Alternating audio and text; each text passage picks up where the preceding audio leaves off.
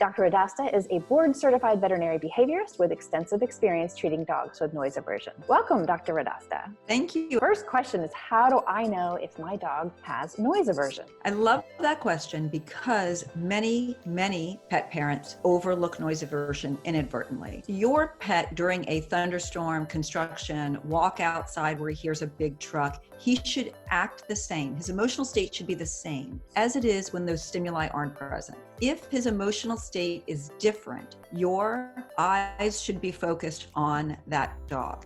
Look to see if he's trembling, if he hides, if he comes to find you and he wouldn't normally do that, if he self-isolates from you and doesn't come out for an hour or half an hour, however long it is. That dog has some type of noise aversion.